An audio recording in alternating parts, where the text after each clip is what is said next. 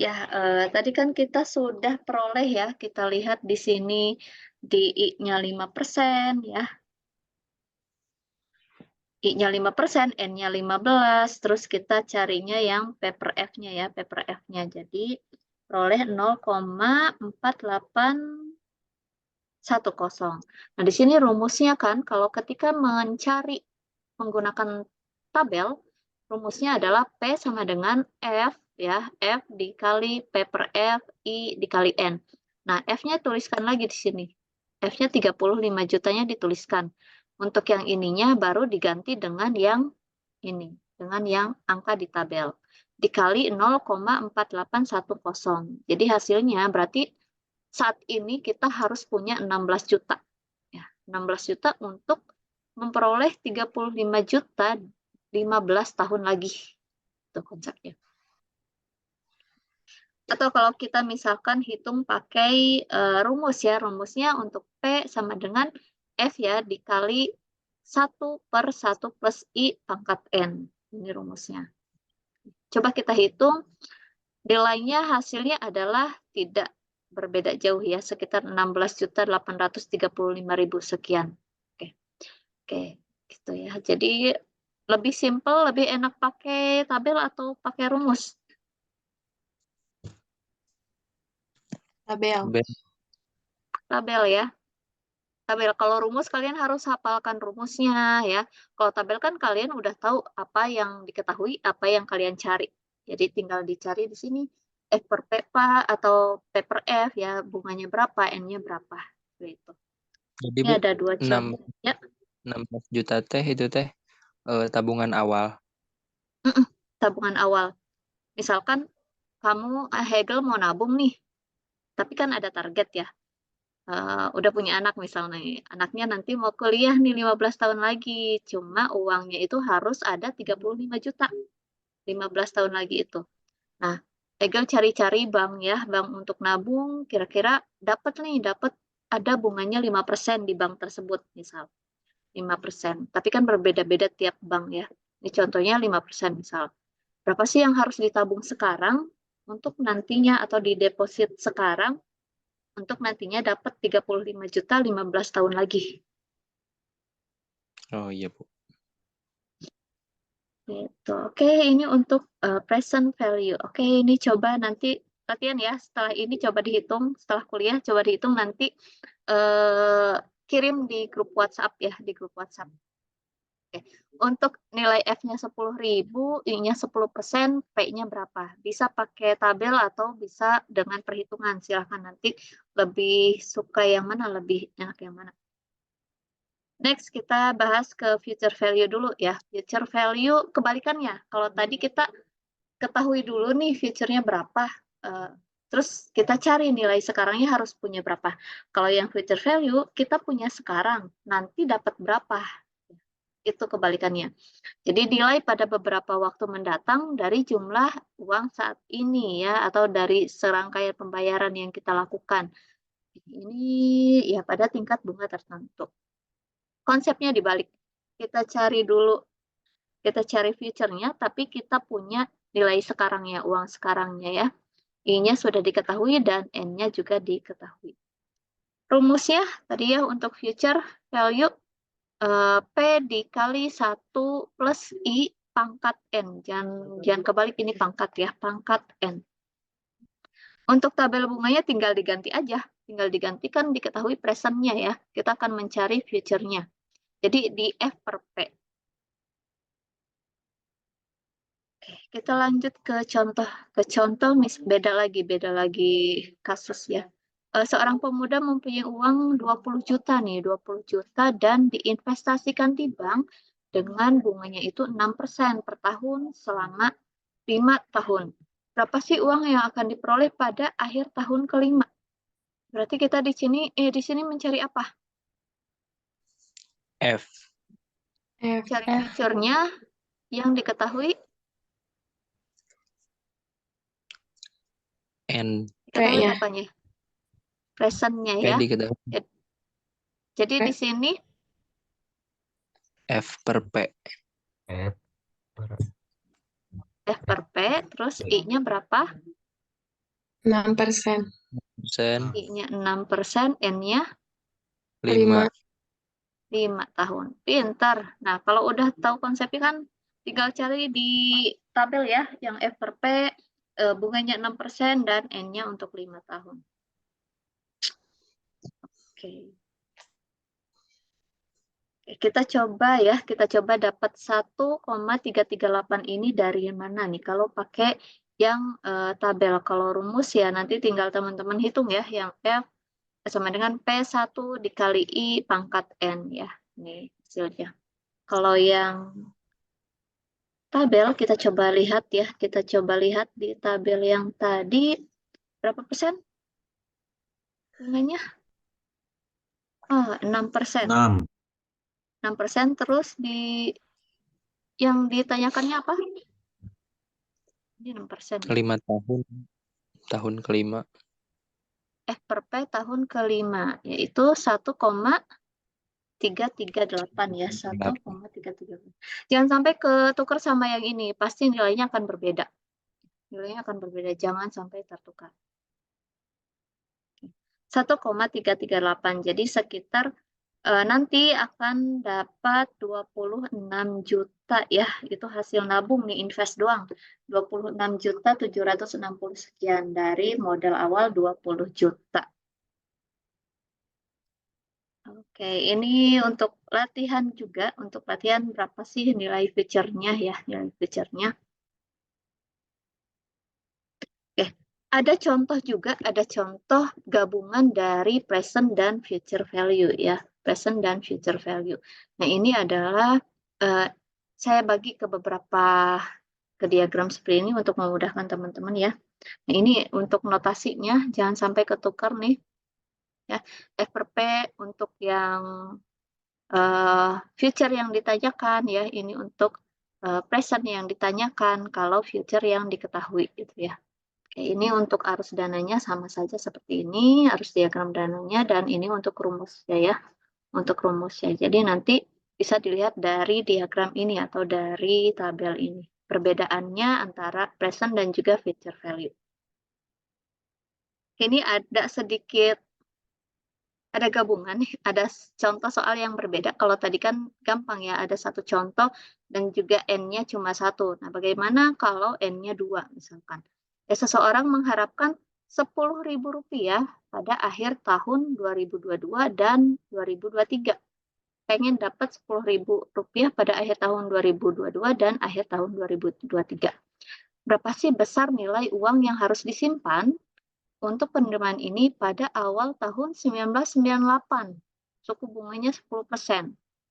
Di sini kan N-nya ada 2 ya, N1 dan ini N2. Tapi masing-masing pengen dapat Rp10.000. Ya, berapa yang harus kita simpan? Berarti yang ditanyakan adalah kita akan mencari apa di sini?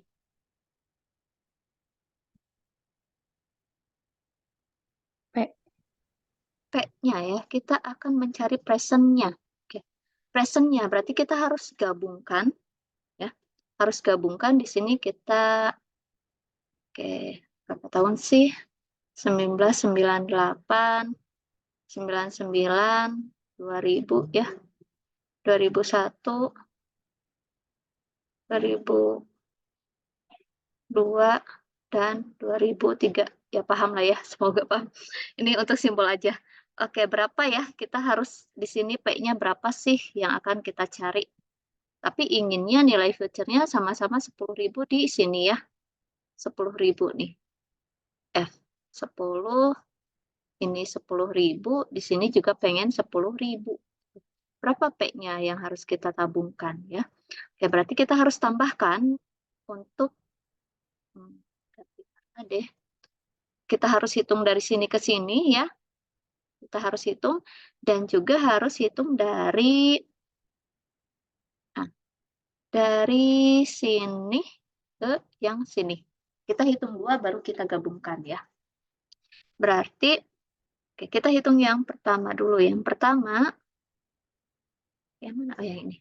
Oke, kita cari ya. Berarti rumusnya yang pertama kita harus cari cari F-nya ya. Cari F-nya warna hijau sih tetap. biar nanti kalian gampang.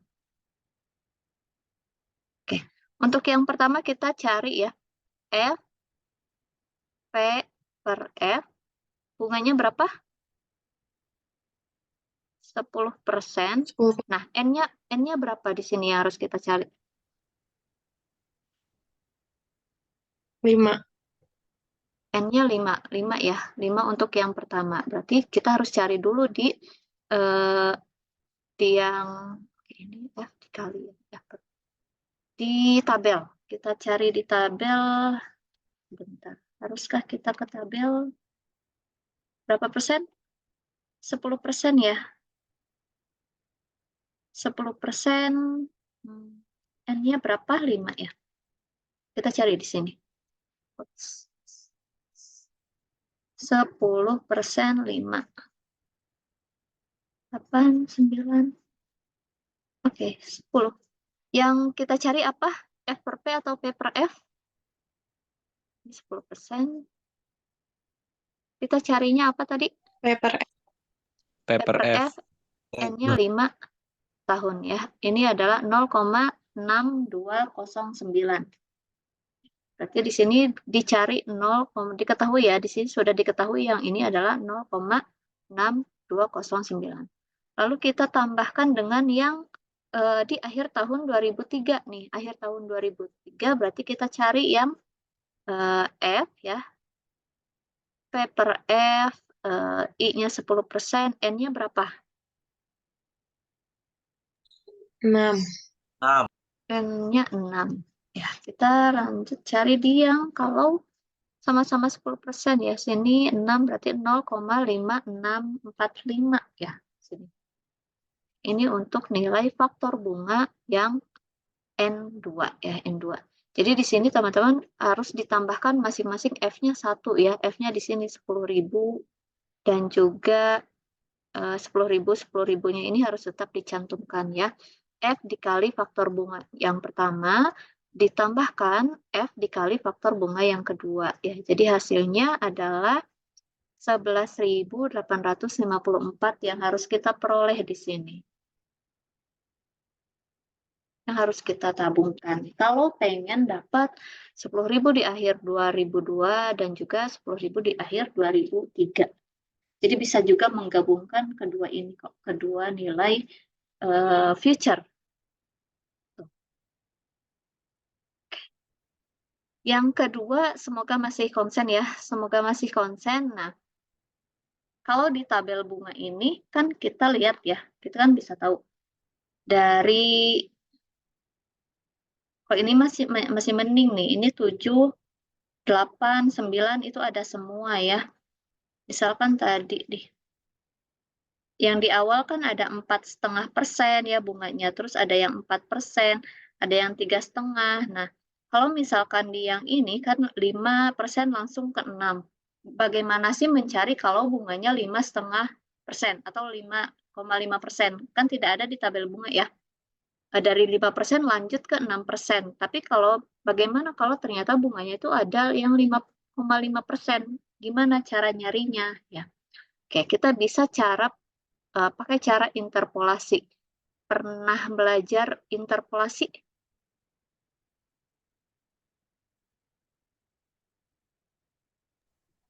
Interpolasi Belum. pernah belajar nggak di matematika? Belum ya? Oke, interpolasi itu kita mencari nilai ya, mencari nilai dari nilai yang sudah kita ketahui, dari nilai yang sudah ada ya.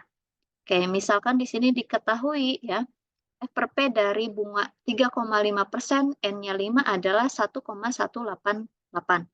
Lalu F per P dengan bunga 4%, N-nya 5 ya, 1,271. Berapa sih nilai faktor bunga untuk F per P? Sebentar, masih. Nah, kita akan mencari yang 3,8%. Sedangkan di tabel bunga cuma ada yang 3,5 dan juga 4%. Berapa sih yang kalau bunganya itu 3,8%? Kita harus mencarinya pakai metode interpolasi linier ya. Jadi kita ketahui di X1 ya, X1 dan juga di X2-nya kita ketahui, nih X1 dan X2-nya diketahui, kita akan mencari nilai X-nya. Tengah-tengahnya berapa sih? Nah, untuk X1 kan kita sudah tahu nih nilai bunganya 3,5 ya, 3,5 terus faktor bunganya kan 1,188. Kalau yang X2-nya kan 4% ya, 4%. Terus faktor bunganya 1,271. Nah, kalau di 3,8% berapa sih faktor bunganya? Y-nya berapa? Kita akan cari di sini. Jadi rumusnya adalah yang ini ya, paling bawah kecil sekali. Y sama dengan Y1 ditambah X min X1, X2 min X1, ya, dikali Y2 min Y1. Ini adalah rumus interpolasinya. Oke, yang diketahui di sini X itu yang ini ya, yang ditanyakan. X itu yang ditanyakan. Ditanyakan adalah ketika suku bunganya 3,8%. Satunya 3,5% yang rendah ya, yang ini 3,5%. Lalu X2-nya yang tingginya, bunga 4%-nya. Y1-nya kita lihat di X1. X1 3,5 berapa sih suku bunganya? 1,188. Nah, ini jangan sampai tertukar. Lalu untuk Y2-nya juga sama, kita lihat di X1 pasangannya ya.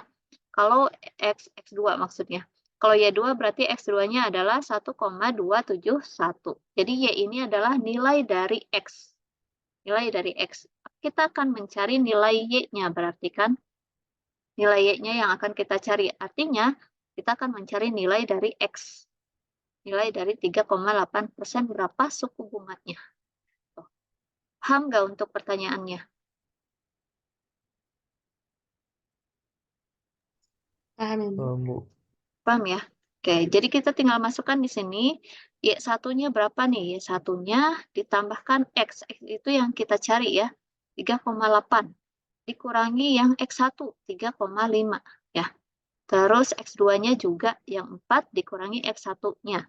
Dikurangi X1-nya, dikali Y2. Y2-nya 1,271 dikurangi 1,188. Ya.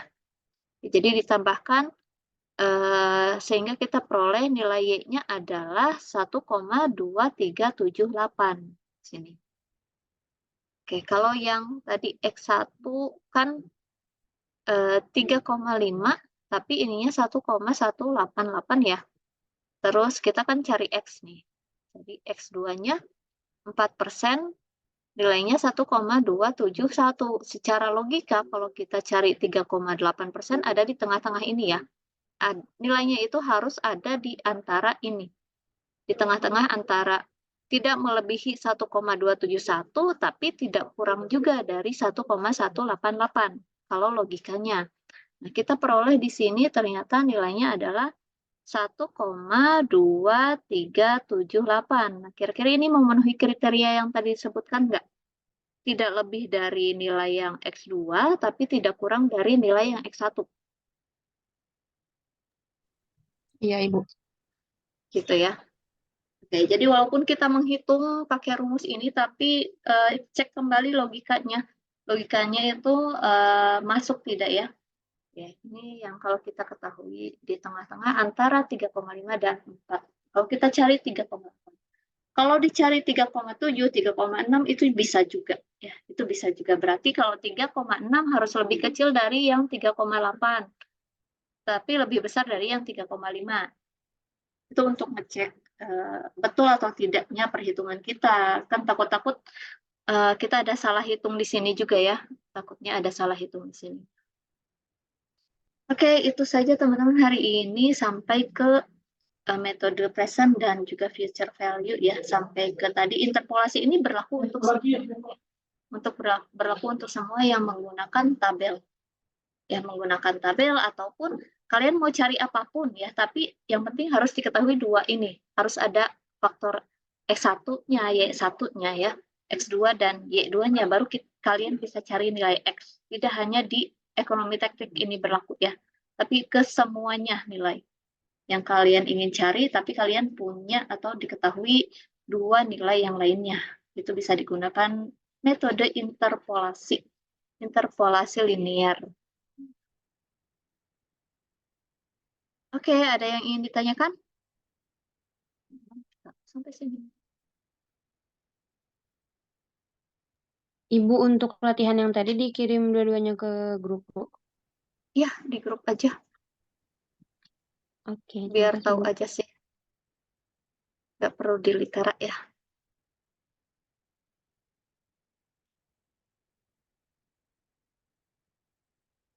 Oke, kalian banyak ini ya, jadwal pengganti ya. Kita juga bingung nih ngatur ya, jadi harus mulai ini ya, mulai janjian aja. Kalau misalkan dosennya lupa, mulai diingatkan lagi, Pak, Bu, kita ada satu pertemuan kosong ya, libur kemarin, kira-kira penggantinya hari apa ya?